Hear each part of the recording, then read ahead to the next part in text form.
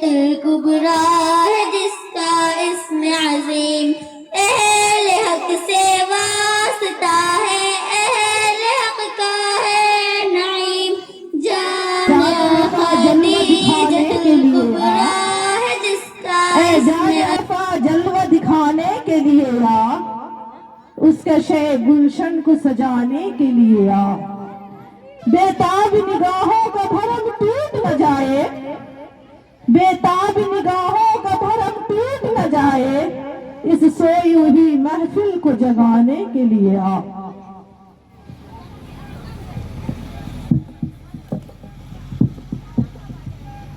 نحمده ونصلي على رسوله الكريم، أما بعد، قال الله تبارك وتعالى في القرآن المجيد: فأعوذ بالله من الشيطان الرجيم، بسم الله الرحمن الرحيم، يا بني أقيم الصلاة وأمر بالمعروف ونهى عن المنكر واصبر على ما أصابك إن ذلك من عزم الأمور، صدق اللہ العظیم۔ گرامی قدر معزز سامعین، مجھے بے حد خوشی محسوس ہو رہی ہے کہ مجھے اس بابرکت اور پررونق اجلاس میں لب کشائی کا موقع ملا۔ میرا موضوع سخن مسلمان لڑکیوں کے ارتداد کا سبب والدین کی بے توجہی۔ ابھی جو میں نے آپ حضرات کے سامنے قرآن مجید کی ایک آیت تلاوت کی ہے، یا بنی اقیم الصلاۃ وامر بالمعروف ونہی عن المنکر واصبر علی ما اصابک ان ذلک من عزم الامور۔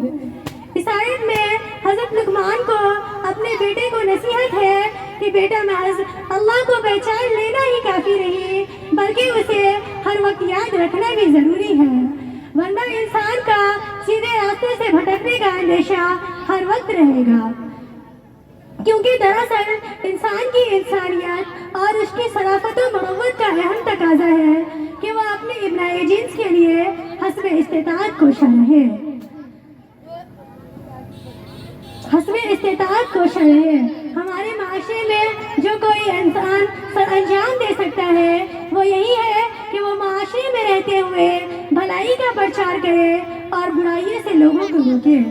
آج کے اس سبق میں یہ ہے کہ والدین اپنے بچوں کی تربیت سے غافل نہ رہے، جب جیسی ضرورت محسوس کرے عمدہ طریقے سے اس کی تربیت کا خیال رکھے، اسے نیک عمل کرنے اور برے عمل سے بچنے کی تلقین کرتا رہے۔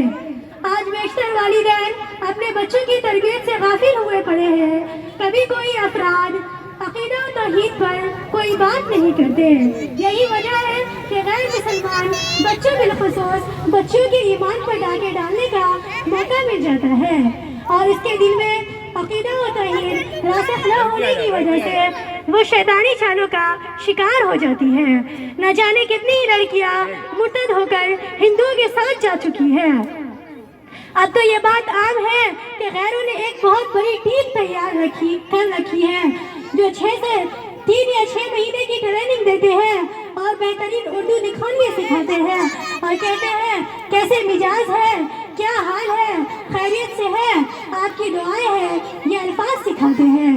انشاءاللہ، ماشاءاللہ، ان اللہ، الحمدللہ یہ سب سکھاتے ہیں اور اپنے نوجوان لڑکوں سے کہتے ہیں کہ اب تم جاؤ اور مسلمان لڑکیوں کو پھنساؤ، اور یہ بھی کہتے ہیں کہ اگر ایک نے ایک مسلم لڑکی کو مرتد کر لیا تو اسے اسی وقت اتنے لاکھ کا چیک بھی ملے گا، ذاتی مکان بھی ہم اس کے نام کا دیں گے، جاب بھی دیں گے۔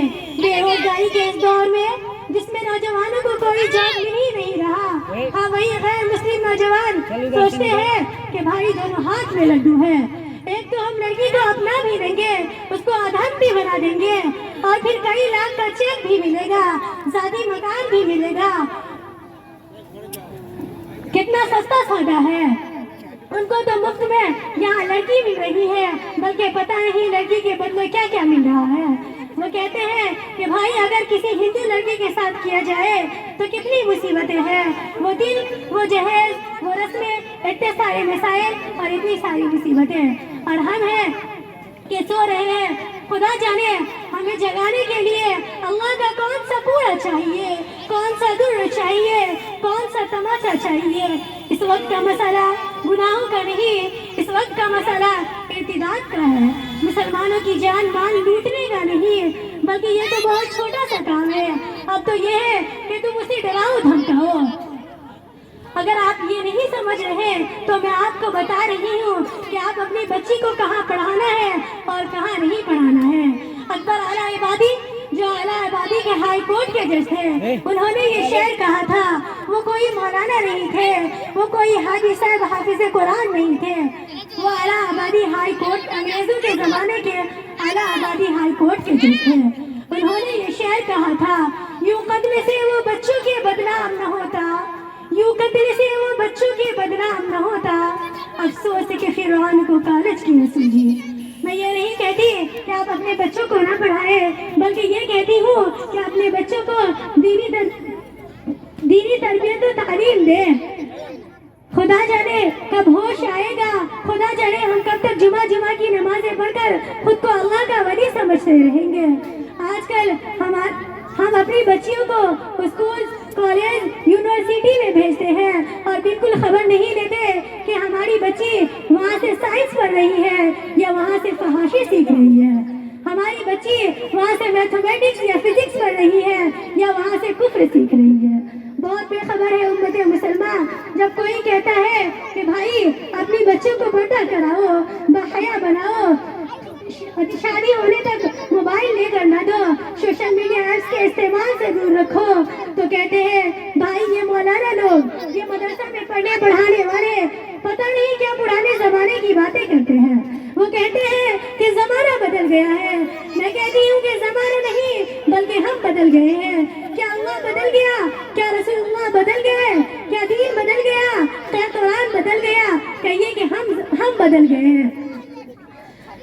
हमने कुरान को जन्नत को मामूली चीज समझा है, हमने जहन्नम को मामूली चीज समझा है। बहुत बेखबर है उम्मत मुसलमान। एक वो लड़की जो खुद हाफिज़े कुरान थी वो मुर्तद हो गई और हम एक गफलत की नींद सो रहे हैं, और हम एक गफलत की नींद सो रहे हैं। अगर कोई कहता है जब कोई लड़की बाहर घर से नकाब पहनकर निकलती है तो मैं उसके भाई, उसके अब्बू सभी से कहती हूँ कि आप उसे फॉलो कीजिए कि वो घर से बाहर कितनी दूर तक नकाब जिस्म पर रखती है, कहीं उतार कर वो पर्स में तो नहीं चला जाता, कहीं उतार कर वो पर्स में तो नहीं चला जाता।